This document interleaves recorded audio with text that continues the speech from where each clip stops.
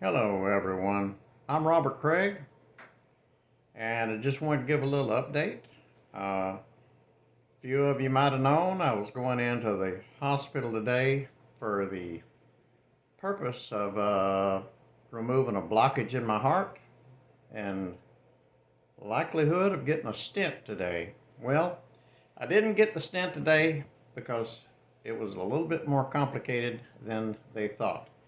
There's not one blockage in my heart, there's actually two. And to complicate it further, two major blood vessels that crisscross right against each other both have blockages.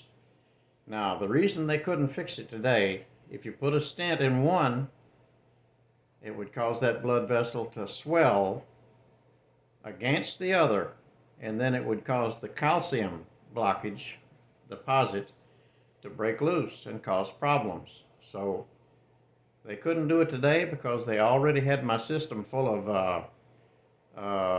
what's the name? It's the dye that they use. I think they call it differential or something. And so I'm polluted. And my kidneys are about halfway tanked already, anyhow. So the doctor wants to give me a couple of weeks to get flushed out from all the dye that was in me today.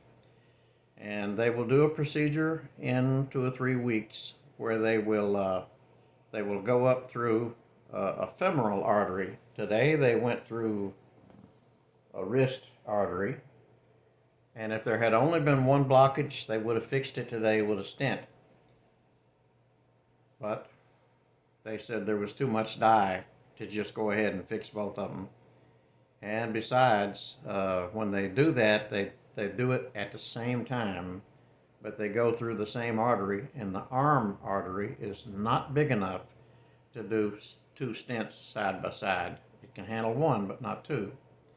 So I hope that clarifies everything.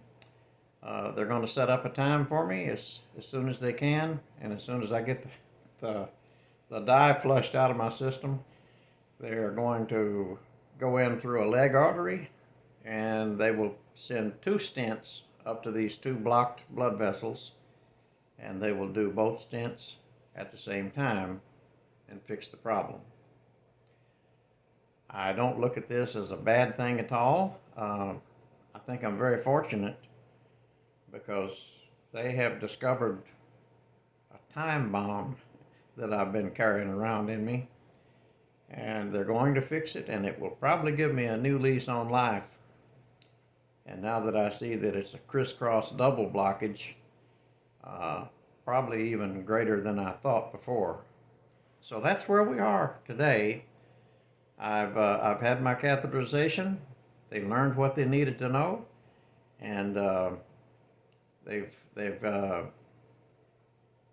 going to pick a place and a time in the future that they will go back in and fix it properly. I wish they could have fixed it today, but they said doing it again with more dye would have put undue stress on my kidneys. And the fact that I have kidney disease is not some unusual thing. Most people my age have some degradation of the kidneys, and it's just something that requires them to take a little extra care. So that's where we are for now. More news to come. When I find out more, I'll give an update on it.